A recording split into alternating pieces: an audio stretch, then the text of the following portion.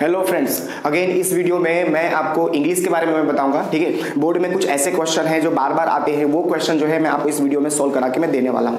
ठीक है, ये बोर्ड में आने वाले क्वेश्चन है वो मैं आपको यहाँ पे सॉल्व करवा रहा हूँ। तो मेरे साथ इस वीडियो को शुरू से अंत तक देखना ताकि आपको पता चल सके कि एग्जाम के अंदर कैसे क्वेश्चन आते हैं। और एक बात मैं आपको बता दूँ, मैं अब डेली जो है आपको ग्रामर और आपके एग्जाम में जो आने वाले क्वेश्चन हैं वो सब मैं आपको प्रोवाइड करता रहूँगा। ठीक है, इस यूट्यूब के माध्यम से, तो आप मेरे साथ जुड़े रहना। तो ठीक है, मैं आपको बता दूँ बोर्ड में जो क्वेश्चन आए हुए हैं वो उसके पास मैं आपको ले चलता हूँ। देखो, इंग्लिश में मार्च 2020 में ये क्वेश्चन आया हुआ है। ठीक है, ये क्वेश्चन है कंप्लीट द सेंटेंस। ठीक है, complete the sentence using the function and words given in the brackets. जो आपको फंक्शन दिए होंगे ब्रैकेट के अंदर और जो आपको वर्ड्स दिए होंगे उसका इस्तेमाल करते हुए आपको कंप्लीट करना है सेंटेंस को। ठीक है, ये एग्जाम में 5 मार्क्स का आता है। 5 मार्क्स का आता है मतलब कि 5 क्वेश्चन होगा, 1 2 3 4 5, आप देख सकते हो 5 क्वेश्चन होंगे। ठीक है, तो यहाँ पे सबसे पहले हमारे पास क्वेश्चन है कि उमेश इज टॉलर। ठीक है, उमेश इज टॉलर। ये टॉलर यानी ER देख के पता चल गया कि ये कंपैरेटिव का है। ठीक है, यानी डिग्री की बात चलेगी। देखो, देन मेनी दे दिया है, देन मेनी वर्ड जो है हमें यूज करना है। और क्या हमें किस तरह से एक्सप्रेसिंग कंपैरिजन यानी तुलना करते हुए हमें जो है सेंटेंस को बनाना है और देन मेनी का यूज करना है। तो मैं आपको बता दूं कि जो इसका फॉर्मूला है वो देखो, उमेश इज टॉलर। ठीक है, ER आने के बाद आपको देन मेनी, ठीक है, ये देन मैनी आपने लिखा, उसके बाद आपको देन, ये देन तो आपका जो है ये कंपैरेटिव का जो है कंजक्शन है। ठीक है, कंपैरेटिव दिखाता है देन। अब मैनी के साथ याद रखना हमेशा अदर आएगा। ठीक है, मैनी अदर, ये हमेशा याद रखना कि मैनी अदर आएगा। ठीक है, तो ये अदर आ गया। अब देखो, उमेश इज टॉलर, उमेश जो है अधिक लंबा है। ठीक है, अधिक लंबा है। देन मैनी अदर्स, सभी से, उन सब से। कौन से सब से? तो बॉयज। ठीक है, उमेश जो है सभी लड़कों में, मेनी अदर बॉयज यानी सभी, उन सभी लड़कों में सबसे अधिक क्या है? लंबा है। आप क्लास कर सकते हो, इन द क्लास। ठीक है, तो आप देख सकते हैं Umesh is taller than many other boys. याद रहे, ये मेनी अदर जब भी यूज करोगे तो आपको उसके बाद जो भी नाउन लिखोगे वो किस में होना चाहिए? प्लूरल में होना चाहिए, इन द क्लास। तो ये आपको समझ में आया होगा, Umesh is taller than many other boys in the class. ठीक है, यहाँ पे आप देख सकते हो जब भी आप मेनी का यूज करोगे कंपैरेटिव के अंदर तब आपको अदर उसके साथ ऐड करना होगा। उसके बाद देखो बॉयज यानी मेनी अदर के बाद जो भी आप वर्ड यूज करोगे वो वर्ड कैसा होना चाहिए? प्लूरल होना चाहिए। आई होप कि आपको ये सेंटेंस जो है समझ में आया होगा। अगला देखते हैं। देखो, सोहम प्लेस क्रिकेट। सोहम प्लेस क्रिकेट, सोहम जो है क्रिकेट खेलता है। ठीक है, एज इफ का हमें यूज करना है। मेकिंग सपोजिशन, गाइस सपोजिशन, जब भी सपोजिशन आएगा तो आपको एज इफ ही यूज करना पड़ता है। ठीक है, और मैं आपको बता दूं जो ये सपोजिशन का मतलब क्या होता है? सपोजिशन का मतलब होता है अनुमान लगाना, मतलब जैसे कि, मानो कि, इस तरह से क्या है? अनुमान लगाना। तो यहाँ पे आप देख सकते हैं सोहम प्लेस क्रिकेट, सोहम जो है क्रिकेट खेलता है जैसे कि वो सचिन हो। ठीक है, जैसे कि वो सचिन हो। तो यहाँ पे ऐसा, जैसे कि, सपोजिशन मतलब क्या? अनुमान लगाना, जैसे कि वो सचिन हो, जैसे कि वो धोनी हो, ऐसा। तो देखो अब कैसे बनता है कि सोहम प्लेस क्रिकेट, सोहम क्रिकेट खेलता है जैसे कि as if he were Sachin.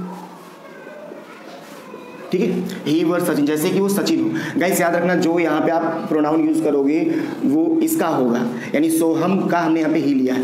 और यहाँ पे देखो वर, आपको ऐसा लगेगा कि यहाँ पे वॉज आना चाहिए। ठीक है, लेकिन यहाँ पे याद रहे वर आएगा, क्योंकि जब भी आप अनुमान लगाओगे, यानी जब भी आप बोलते हो कि जैसे कि, मानो कि वो सचिन हो, यानी आप अनुमान लगा रहे हो। ठीक है, तो जब भी आप अनुमान लगाते हो तो आपको यहाँ पे वर लिखना पड़ता है। वर जो है ये अनुमान को सूचित करता है, याद रखना। तो एक वचन हो कि बहुवचन, आपको वर यहाँ पे यूज करना है। ठीक है, Soham plays cricket as if he were Sachin. Complete है ये सेंटेंस। ओके गाइस, ये एग्जाम के अंदर आया हुआ है। ठीक है, मार्च 2020 में आया हुआ है। ठीक है, तो ये जरूरी है कि आप इसे समझो। ऐसी और भी वीडियो मैं आपको बना करके दूंगा। ठीक है, इसके लिए आप मेरे साथ जुड़े रहना, वीडियो को सब्सक्राइब करना, अगर आपको पसंद आ रहा हो तो लाइक करना। ओके, आगे देख सकते हो यहाँ पे खाली जगह है, उसके बाद लिखा हुआ है शीतल वुड हैव गॉट प्रमोशन। ध्यान देना guys, Sheetal would have got promotion, यानी शीतल को प्रमोशन मिल सकता था। ठीक है, मिल सकता था या मिल जाता। ओके, तो यहाँ पे हमें इफ यूज करना है और क्या? Expressing condition in the past, यानी पास्ट में कंडीशन को बताना है।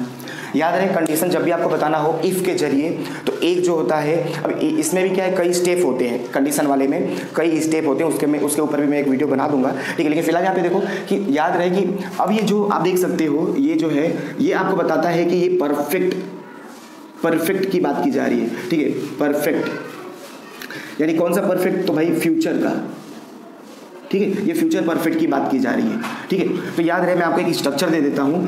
2 सेंटेंस होता है इफ वाले में, ठीक है, ध्यान से सुन लेना। 2 सेंटेंस होता है, एक जो होता है वो प्रेजेंट वाला होना चाहिए, इफ के बाद जो है वो प्रेजेंट का होता है, और उसके बाद वाला वो फ्यूचर का होता है, ठीक है।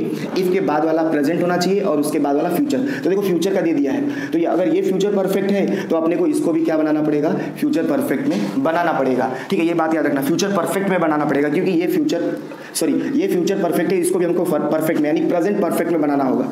ये फ्यूचर परफेक्ट दे दिया है और अपने को इसे क्या बनाना है, प्रेजेंट परफेक्ट में बनाना है। अब देखो, अब ध्यान रखना, देखो शीतल वुड हैव गॉट प्रमोशन, शीतल को प्रमोशन मिल सकता था।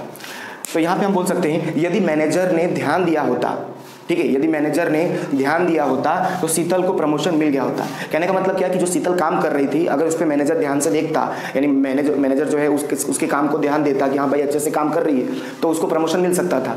तो यहाँ मीनिंग ऐसा है। तो मैं यहाँ पे बोल सकता हूँ if the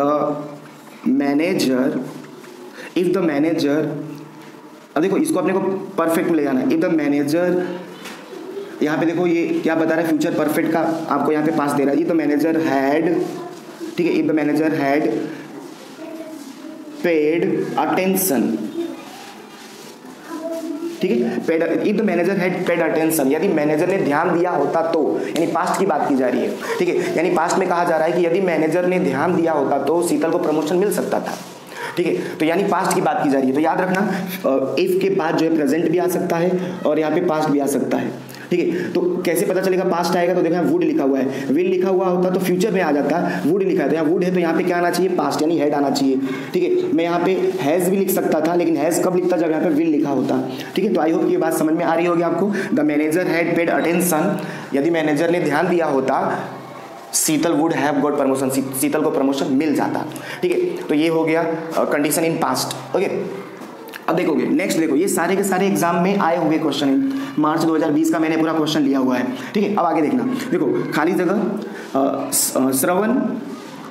Shravan met with an accident, ठीक है, मेट विथ एन एक्सीडेंट, श्रवण का जो है एक एक्सीडेंट हो गया, ठीक है। In spite of showing contrast, हमें इन स्पाइट ऑफ का यूज करना है, और कॉन्ट्रास्ट जो कि विरोध दिखा रहा हो, तो इन स्पाइट ऑफ विरोध दिखाता है। और भी ऐसे वर्ड हैं जैसे दो है, ठीक है, ऑल दो है, इवन इफ है, ये सब विरोध दिखाते हैं। फिलहाल हमको इन स्पाइट ऑफ बोला, तो हमें in spite of he use करना है, ठीक है। तो यहाँ पे देखो श्रवण का क्या हो गया, एक्सीडेंट हो गया, तो हमें क्या विरोध दिखाना है कि उस श्रवण ने जो है ध्यान रखा, फिर भी उसका क्या हो गया, एक्सीडेंट हो गया।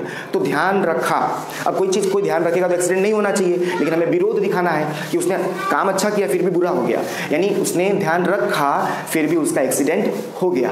तो ये हो गया कॉन्ट्रास्ट, विरोध हो गया, ठीक है। तो अब हमें ऐसे सिचुएशन में इन स्पाइट ऑफ का यूज करना है। तो इन स्पाइट ऑफ पहले लिखना पड़ेगा, ठीक है, in spite of his being careful, ठीक है, careful, in spite of his being careful, यानी वो ध्यान रखा था फिर भी श्रवण का एक्सीडेंट हो गया। श्रवण ने ध्यान रखा फिर भी उसका क्या हो गया, एक्सीडेंट हो गया। आप इसको ऐसे भी लिख सकते हो, मैं आपको बता दूं, in spite of careful, in spite of careful, ठीक है, यानी वो उसने ध्यान रखा फिर भी उसका क्या हो गया, एक्सीडेंट हो गया। तो आप दोनों में से कोई भी जो है आप यूज कर सकते हो, नो डाउट चलेगा, ठीक है। तो दोनों में से आप कोई भी यूज कर सकते हो। अब उसके बाद देखो, अब अपने पास है कि I was so busy with my project, मैं अपने प्रोजेक्ट के साथ बहुत बिजी हूँ, ठीक है, मैं अपने प्रोजेक्ट के साथ बहुत बिजी हूँ, इसलिए इसका मीनिंग ये हुआ दैट का यूज हमें करना है, और क्या दिखाएगा, रिजल्ट, परिणाम दिखाएगा। यानी मैं अपने प्रोजेक्ट के साथ बहुत बिजी हूँ, मैं तुम्हारी अभी मदद नहीं कर सकता, मतलब मैं अपने काम में अभी बिजी हूँ, मैं तुम्हारी अभी मदद नहीं कर सकता। तो गाइस अपने को दैट का इस्तेमाल करना, ये देख सकते हो दैट, ठीक है। सो दैट जो है आता है, तो यहाँ पे मैं दैट यूज कर रहा हूँ, ठीक है। तो I was so busy with my project that, मैं इतना अपने प्रोजेक्ट में, अपने काम में इतना बिजी था कि I could not help you, मैं अपने प्रोजेक्ट में इतना बिजी हूं कि मैं तुम्हारी मदद नहीं कर सकता, ठीक है। तो यहाँ पे आप देख सकते हो, याद रहे जब भी आप सो दैट का इस्तेमाल करोगे तो आपको क्या यूज करना है, कैन यूज कर सकते हो, ठीक है, कुड यूज कर सकते हो, मे यूज कर सकते हो, माइट यूज कर सकते हो, ठीक है। इन सब में से आप जो है कोई भी यूज कर सकते हो, क्योंकि सो दैट के बाद जो आता है यही सब आता है, शक्यता दिखाता है सो दैट, ठीक है। तो आई होप कि आपको ये जो सारे 5 मैंने जो एक्सप्लेन किए आपको समझ में आए होंगे, ठीक है। अगर आप यहाँ तक देख रहे हो, ये वीडियो आपको पसंद आ रहा है तो ये सब्सक्राइब लाइक जरूर करना, ठीक है। आगे के जो वीडियो है आप तक पहुंच सके इसके लिए बेल आइकन दबा कर रखना। और मैं आपको बता दूं, ऐसे में रोज जो है बोर्ड के जो क्वेश्चंस हैं स्टेट और इंग्लिश सब के मैं लेके आऊंगा, ठीक है। तो आप मेरे वीडियो को फिर से देखो अगर समझ में ना आया हो तो। तब तक के लिए टेक केयर, गुड बाय।